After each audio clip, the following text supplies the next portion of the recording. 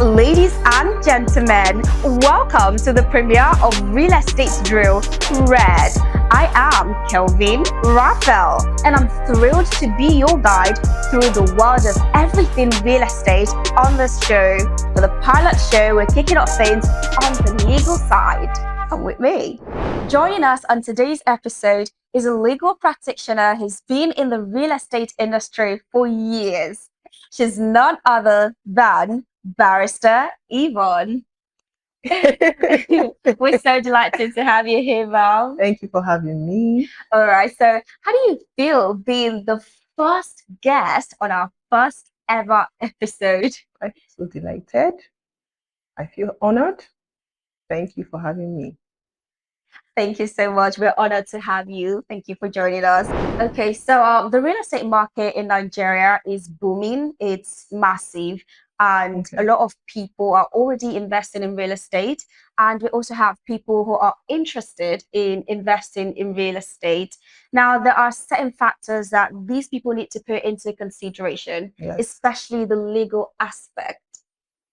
So, would like to know, what should buyers look out for? How can they ensure that they're getting a legitimate property? Okay, so the need to carry out proper investigations cannot be overemphasized when you're going into real estate, buying of properties and lands.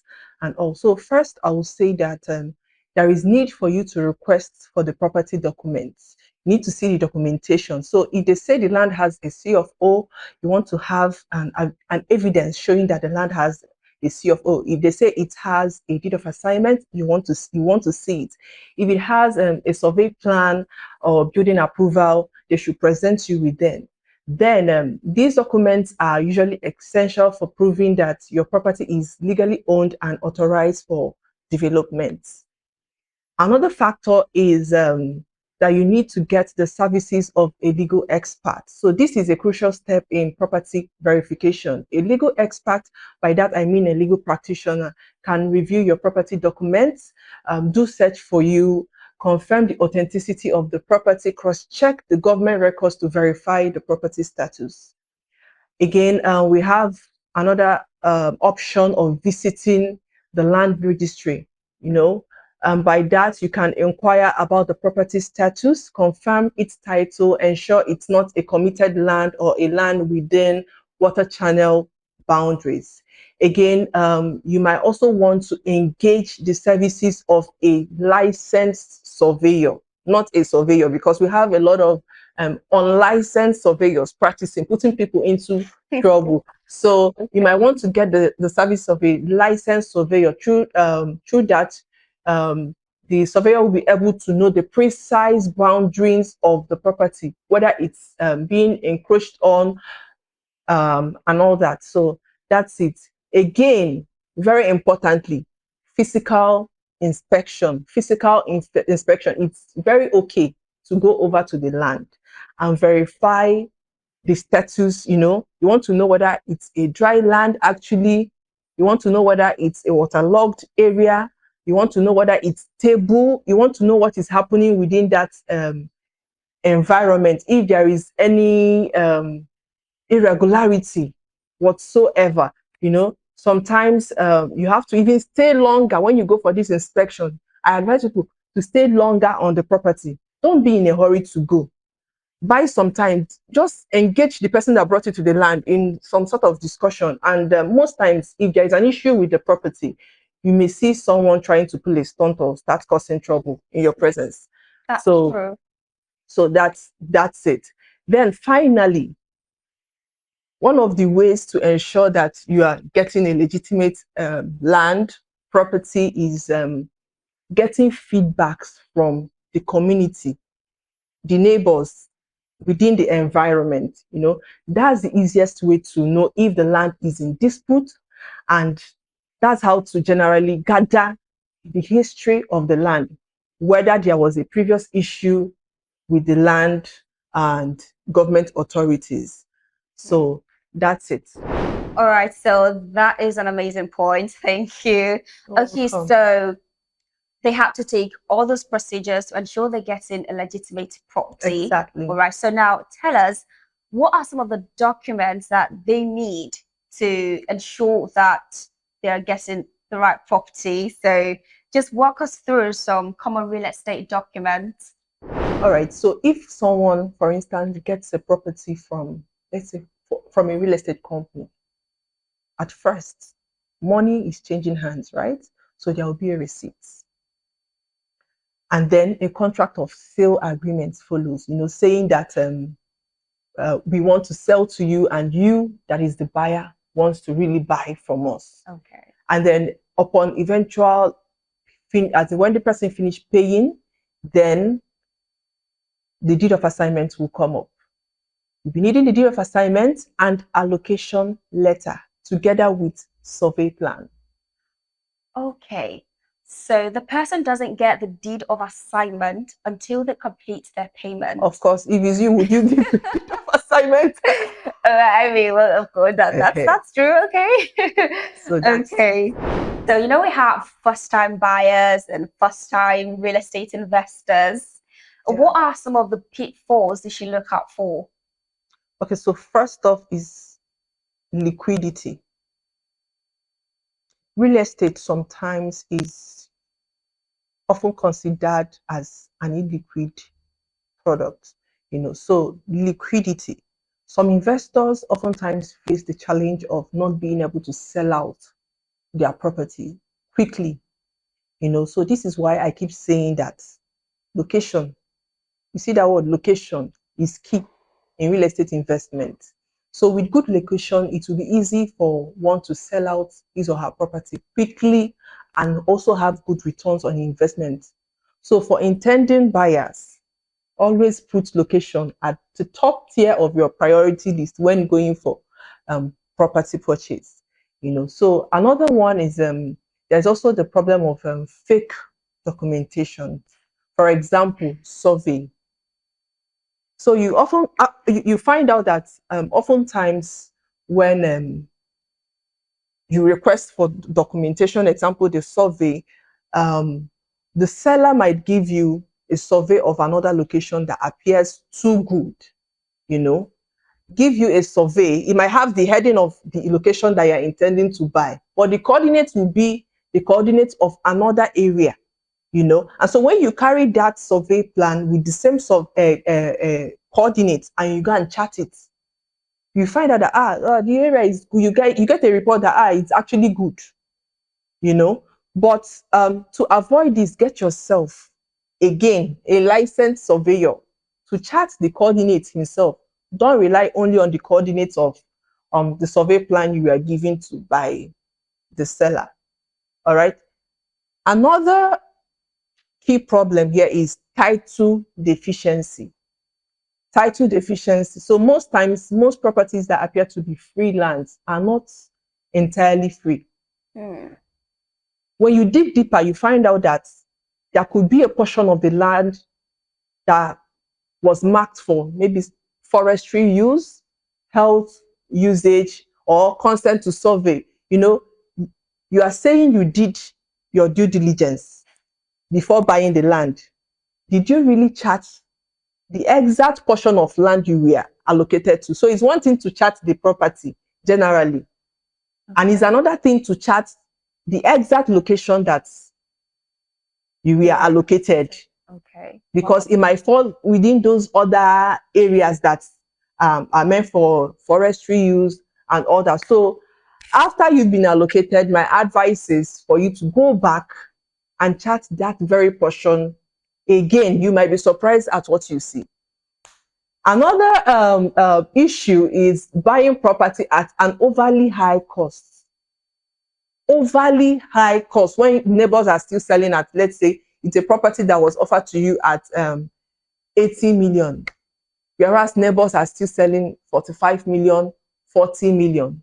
And then because probably you are not around in the country, you go ahead and make your payments without making necessary property valuations and all that. So you need to always ask questions, check what are other people, what are the neighbors selling, for you to be able to, make this purchase. Because most at times you find out that when you buy at a very high price, it will be impossible for you to sell it. It will be very, very difficult, extremely difficult for you to sell it at that high price.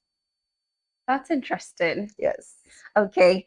So now that we've established some of the pitfalls to look out for, there's one very challenging thing about buying real estate in Nigeria, especially land in Nigeria. And that is the issue of omonile. I knew you would talk about this. Okay. I knew you would definitely talk about it. Okay, so we've been hearing about omonile, and a couple of us we've got some ideas of what omonile is, but we want to know from a legal perspective, what is omonile? So simply put, Omonile means the sons of the original landowners. That's it. That's it. The sons of the original landowners. So these people, they usually use force, deception, intimidation to achieve their hideous plans. Their practices include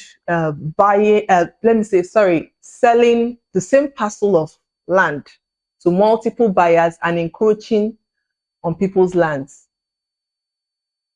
Now, how do we go about resolving omonile issues? Yes. How do we do that? Do we fight them, arrest them, take them to the police station? So, first off, you have to check if your state has a special task force unit that deal with such issues that have to do with omonile, land grabbers. I know Lagos State has one, and it has been in force since 2016, and over time they've been able to resolve some land conflicts that have to do with the omonile within the state. So first of all, check within your state. If your state does not have that, then you just have to seek the services of a legal expert.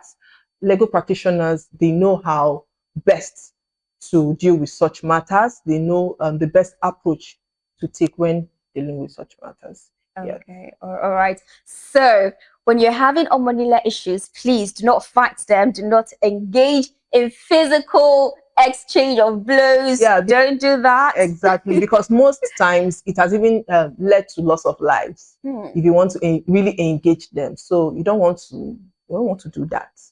Yeah, and some people give them money, just to get them off the property for a while. They give them money and then later they come back again. And they keep coming and coming and coming. So just take this advice and run with it. All right. Thank you very much for that. All right. We'll go on a quick break. Don't go nowhere. We'll be right back.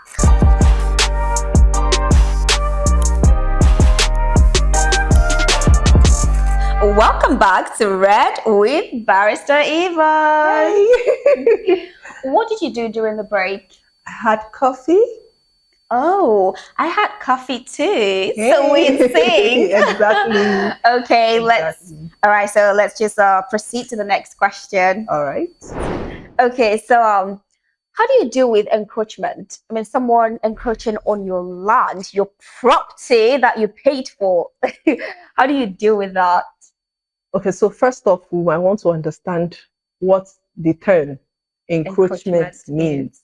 So encroachment occurs when an individual unlawfully occupy or develop a land that belongs to someone else. So it can be intentional or unintentional. Yeah, so it can come in form of your neighbor extending their building or structure beyond their property line. So whatever the case is, you must first of all find out if your property rights have been violated by conducting accurate land survey and clearly demarcating your property boundaries if you've not done that. All right. So after it has been established that there is an encroachment and that you've talked to the neighbor and he's not willing to move or bring down whatever structure that is there, the next thing to do is to speak to your lawyer. The lawyer knows the best channel to explore in resolving disputes in this nature. Okay, thank you. So do not take matters into your own hands, okay? right? I know it can be so annoying. You buy a property, like you buy a land, and then the next time you go check out your land, you're seeing cassava. Someone has already Planted cassava on it, on your yes. land. Exactly. Okay, all right. So now there are friends and couples who oftentimes would like to contribute money to buy a property. Yes. And sometimes if it's not if they do not go through the right channel, it could result to conflict. Exactly. So how do they manage joint venture? All right. So, like joint venture, you mean joint ownership? And Yes, joint okay, ownership. ownership of Like people want properties. to contribute money to buy land or a Yeah, house. What yes. do they have to do to protect their interests? All right. So, first off, I would want the viewers to understand what joint ownership actually means. Okay, so joint ownership means where two or more people decide to legally own a property together in their names. So co-owning a property oftentimes with someone else, it's a huge decision and it can have a life-changing impact on one. So sometimes you find out that because of having that property together, you're already having issues with the person, misunderstanding, and all whatnot. So now, how do you secure your interests in joint ownership? Firstly, these people going into this ownership, they need to execute what we call a co-ownership agreement. A co-ownership agreement. So co-ownership agreements should be able to include all the terms and conditions which will govern their ownership. So you will see the terms of how Mr. A and Mr. B would own these properties together and how it's going to be shared, including what happens when one party dies. So it's going to be very, very comprehensive. If you are co-owning with your spouse, then make sure that your full names appear on the title documents. So let's say, for instance, a husband and wife contribute money and then they decide to own a property together, or a husband decides to own a property with the wife, even without her contributing and all. Make sure that your names appear in its full form. So instead of having Mr. and Mrs. Olajumoke Mustafa, you are supposed to have Mr. Ola so and Mrs. Jumoke so, so that's how to do it. Now, because in the eyes of the law, when you say Mr. and Mrs. Olajumoke Mustafa, the term Mrs. in the eyes of the law, it's an office that can be acquired by anybody. Oh, yes, because tomorrow, if peradventure this couple divorce and then the husband, let me just use the term, the husband decides to get married to another person, that means it's another person that will be answering that Mrs. Olajumoke. Oh, do you understand? Yeah. Yes. So make sure that your names appear full on whatever documents that you're going to be executing. Oh, wow, Yeah. that is so interesting. Okay, thank you so much for your time. So, do you have any advice? I know that you've given us lots of advice, but maybe final words, final words. All right. So first off, I would always say this: for people who intend into going to real estate investment through buying from companies and all, because most times it's usually very safe to buy from companies than going direct, because the issues you face when you go direct is what the company would even fight on your behalf. So you find out that when you are buying from a company, just basically for you to just buy and have a rest of mind that nothing is happening to your property. So now the first advice is that a receipt does not equate to a transfer of title, because there are some people that have bought properties and when you ask them for years, it's just that receipt they have. They've not come to demand for their deed, They didn't even execute any contract or sale agreement. It's as funny as it sounds, So always demand for your deed of assignment. And before you execute it, please read it thoroughly. Read it thoroughly, or have your lawyer review it. Your interest needs to be protected in every property transaction, and any deed you are given should reflect same. In this industry, in this real estate industry, like I've come across some deed of assignments that I consider very fraudulent. So in every deed there must be what we call indemnity clause, right? The clause protects the interests of the buyer, even realtors. So realtors, this is for you. You need to do better. You need to do better.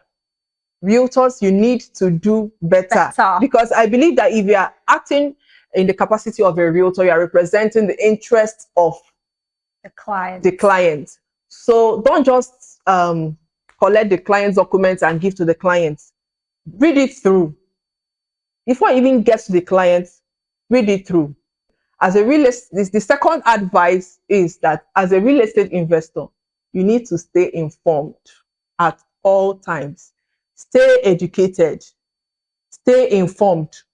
Don't just rush into real estate. That you see people that are doing real estate and you just want to do same without, you don't know what the market is saying. You don't know anything and you just rush into it. The same way you rush in, you are likely to rush out. So stay informed, stay educated, know what is happening in the real estate sector, and don't just buy a land and disappear into the thing, believing that, oh, I have a realtor that is going to take care of my land and all that. From time to time, carry out regular inspections on this property. Go there, go and see what's happening on your property. Don't just expect someone to do it. I understand that if you're outside, that you might not be able to go on for these regular land checks. Delegate it to someone who will be very strict with it, So visit the properties and all that. And sometimes just consciously just do things. If the land is unfenced, if the land is undeveloped, just do things to establish your presence. Sometimes drop blocks, cut down the thick bush. Sometimes you just want to drop sand. It has a way of announcing your presence and warding off land encroachers. Another advice is, I have a lot of advice, so you just have to please give it to us. We're ready for it. If you must do real estate, then you have to do it for the right reason. Don't base your decision about buying real estate based on what incentive you are going to get in return, because I've come across people, what they are just after is, are you going to give me freezer at the end of this transaction? They've not even asked the key questions about the property, all they're interested in. And I'm like, where do these people come from? Honestly, what are you going to be giving me at the end? That is the first thing that they start with, So these things are very, I know that companies, they make tempting offers to clients in order to get them to patronize them. Personally, I don't have any issue with that. Okay. But people who wish to do real estate, they need to be very careful before they buy. I mean, it's common sense, right? Yes. And then, finally, do not conclude that because a company has stayed longer in business, don't mistake it to mean that they are 100% legit. That a company has stayed 10 years, 12 years, 15 years in business does not mean that they are 100% legit, because most times when you decide to just, it's because they have stayed longer in business without asking questions about the company, you might fall into getting a property that to date, you will not get your allocation on it. You will still be fighting the company. There are lots of companies like that, and it doesn't work that way. Things don't work that way.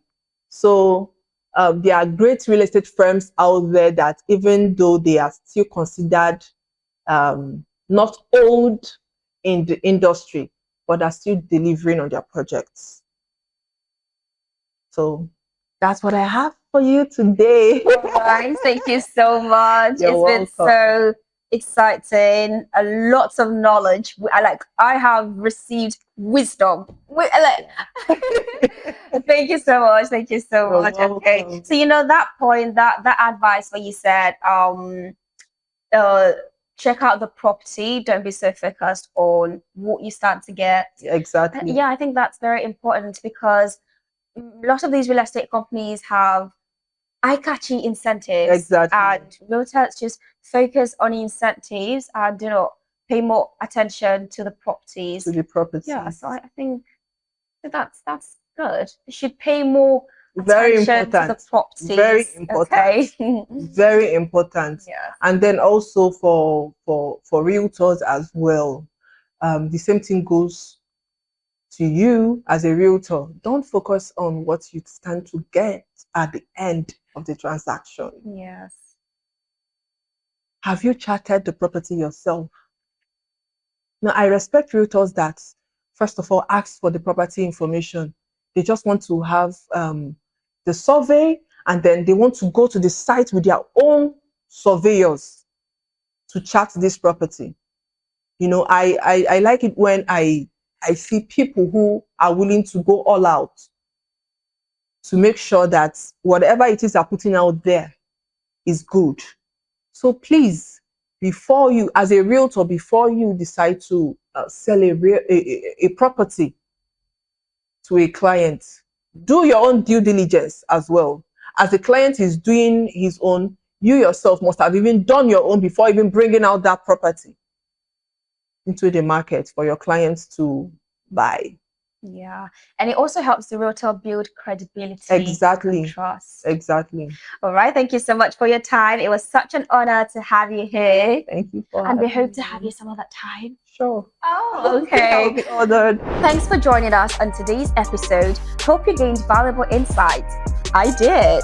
Now, don't forget to like, share, and subscribe. And turn on that notification bell for more videos. Until next time, I am Kelvin Raphael, and this is Red, brought to you by Citi Buildings.